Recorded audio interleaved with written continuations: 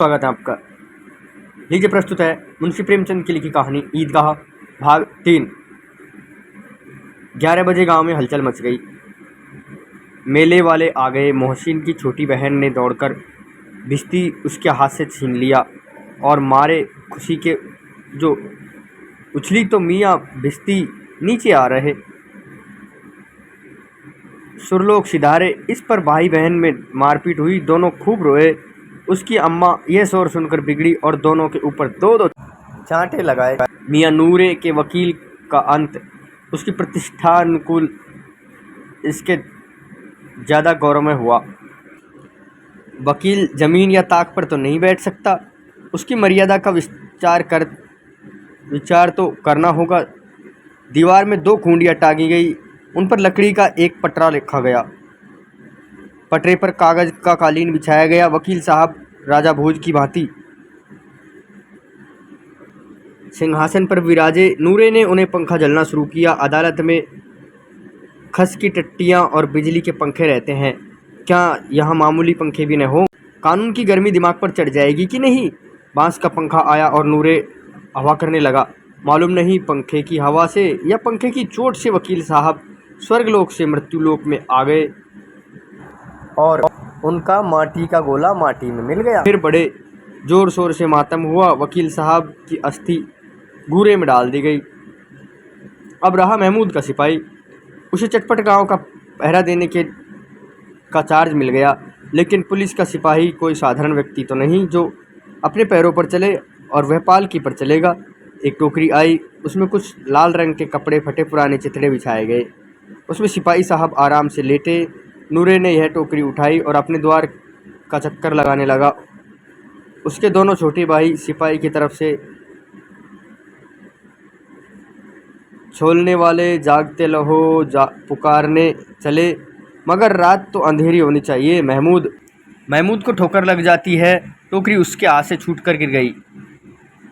टोकरी उसके हाथ से छूटकर गिर पड़ती है। मियाँ सिपाही अपनी बंदूक लिए ज़मीन पर आ जाते हैं और उसकी एक टांग में विकार आ जाता है। महमूद को आज ज्ञात हुआ कि वह अच्छा डॉक्टर है।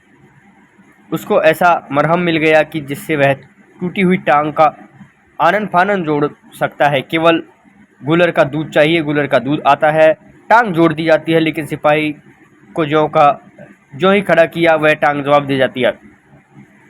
शल्यक्रिया असफल हुई। तब उसकी दूसरी टांग भी तोड़ दी गई। अब कम से कम एक जगह आराम से बैठ सकता है।